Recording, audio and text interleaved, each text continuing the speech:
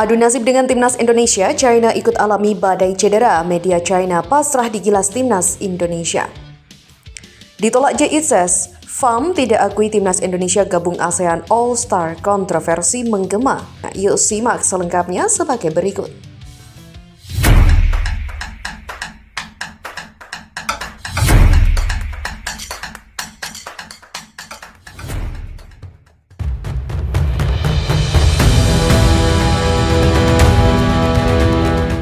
Pelatih China, Branko Ivankovic dibikin pusing jelang pertandingan penting menghadapi timnas Indonesia.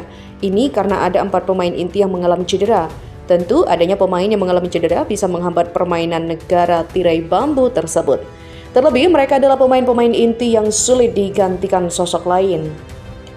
Salah satu nama yang mengalami cedera adalah Gao Sunyi. Bek tengah yang membela klub Shandong Taishan, cedera dialaminya terjadi pada laga pekan ke-6 Liga Super China melawan Shenzhen Xinpengzheng. Sebelumnya, Gao juga sempat menepi usai mengalami cedera kala China bertandang ke Arab Saudi yang membuatnya absen di laga kandang kontra Australia pada 25 Maret lalu. Selain Gao, Jiang Guangtai juga menempati posisi bek tengah tim nasional. Belum pulih dari cedera yang membuatnya absen saat menghadapi Australia. Sampai saat ini belum ada kejelasan mengenai kondisi fisiknya dan apakah ia bisa tampil dalam laga penting kualifikasi Piala Dunia 2026 mendatang termasuk melawan timnas Indonesia. Sementara itu, Wang Chenao, bek sayap yang bermain bersama Chiang di klub Shanghai Port Haigang, juga dilaporkan belum kembali ke lapangan usai absen di beberapa pertandingan terakhir. Kemungkinannya untuk pulih dalam waktu dekat juga masih diragukan. Masalah cedera makin parah dengan kondisi Han Jiaqi, penjaga gawang senior dari Beijing Guang. Ia mengalami cedera yang cukup parah dalam laga tandang melawan Wuhan Three Towns. Diperkirakan Han akan menepi dalam jangka panjang dan kemungkinan besar tidak bisa memperkuat tim nasional untuk sisa musim ini. Posisinya pun dipastikan akan digantikan oleh kiper lain. Situasi ini tentu menjadi perhatian besar bagi tim pelatih timnas China, mengingat padatnya jadwal dan juga pentingnya hasil positif dalam kualifikasi. Absennya sejumlah pemain inti dapat menjadi celah yang harus diwaspadai oleh lawan-lawan mereka, termasuk timnas Indonesia. Pelatih Ivankovic disebut juga akan menyelesaikan daftar pemain terbaru pilihannya pada pertengahan Mei mendatang. Akan ada 30 pemain yang masuk daftar sebelum dikerucutkan jelang laga melawan timnas Indonesia. Jika keempat pemain besar ini absen di kualifikasi Piala Dunia pada bulan Juni di waktu yang sama, niscaya akan menjadi pukulan telak bagi timnas China. Media tersebut juga mulai pesimis dengan timnya sendiri. Melihat kenyataan yang ada, media tersebut juga menyebut timnas China akan kalah dari timnas Indonesia. Sepertinya timnas China memang ditakdirkan gagal lolos Piala Dunia edisi kali ini. Mereka juga akan kalah dari timnas Indonesia. Tentu hal itu bisa jadi keuntungan tersendiri untuk timnas Indonesia. Meski begitu, skuad Garuda juga terancam kehilangan sejumlah nama karena hal serupa. Joy Balotelli, Dan James, dan terbaru Kevin Dix sedang mengalami cedera. Terlebih, skuad Garuda fix kehilangan Martin Paes di bawah Mister Gawang saat berjumpa China karena akumulasi kartu. Timnas Indonesia juga butuh 3 poin saat jumpa China untuk memuluskan langkah ke fase berikutnya. Sebab mencari angka di laga pamungkas grup C agak berat. Hal ini karena timnas Indonesia ditunggu Jepang dalam laga tandang yang berlangsung pada 10 Juni 2025. Tentu sangat berat bahkan buat mengincar hasil seri.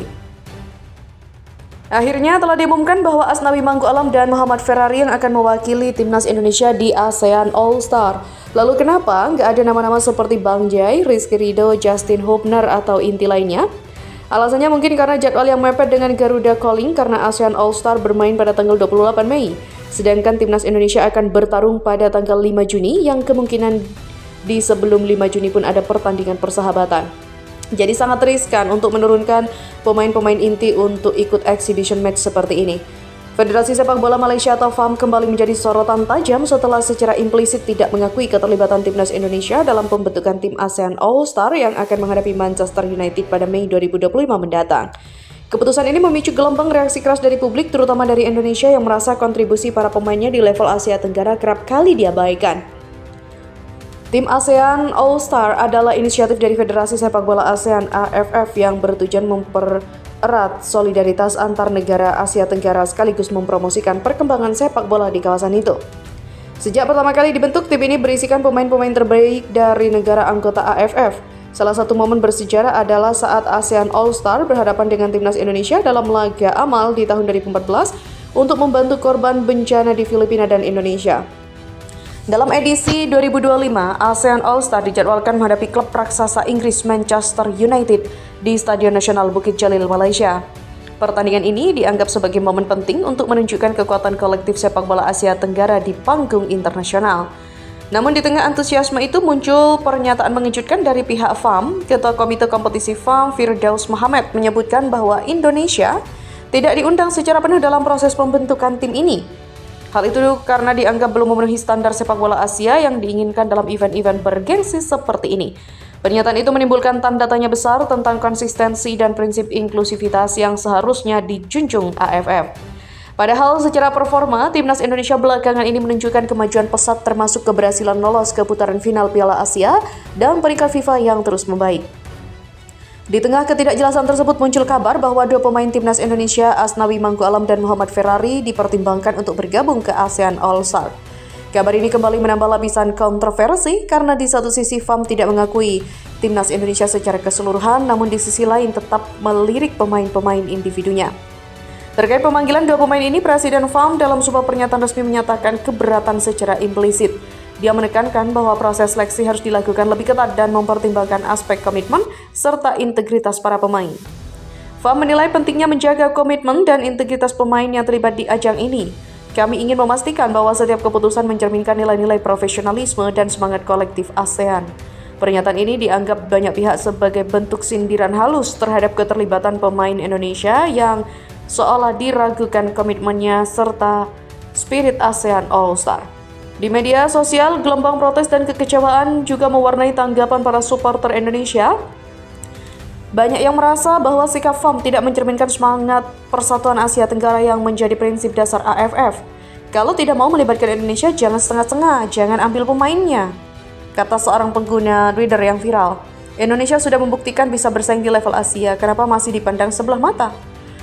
Erick juga menyeratkan bahwa fokus utama PSSI saat ini adalah persiapan timnas menghadapi babak lanjutan kualifikasi Piala Dunia, sehingga keterlibatan pemain dalam ASEAN All-Star harus benar-benar dipertimbangkan secara matang. Di media sosial, gelombang protes dan kekecewaan mewarnai tanggapan para supporter Indonesia. Banyak yang merasa bahwa sikap FAM tidak mencerminkan semangat persatuan Asia Tenggara. Di Instagram, tagar seperti respect Indonesia dan solidaritas bahkan sempat menjadi trending topic, menunjukkan bahwa sentimen publik tidak bisa dianggap sepele. Sikap FAM yang dianggap inklusif ini berpotensi memperkeruh hubungan antar federasi di kawasan ASEAN. Padahal inisiatif seperti ASEAN All-Star diharapkan menjadi jembatan untuk memperkuat sinergi regional, bukan memecah belah. Sejumlah pengamat sepak bola Asia Tenggara mengingatkan bahwa jika ketidakadilan ini terus terjadi, maka upaya memajukan sepak bola kawasan melalui kerjasama kolektif akan terancam. Seorang analis olahraga asal Thailand mengatakan, kalau solidaritas ASEAN hanya slogan tanpa implementasi nyata, jangan harap sepak bola kita bisa mengejar ketertinggalan dari Jepang, Korea, bahkan Timur Tengah.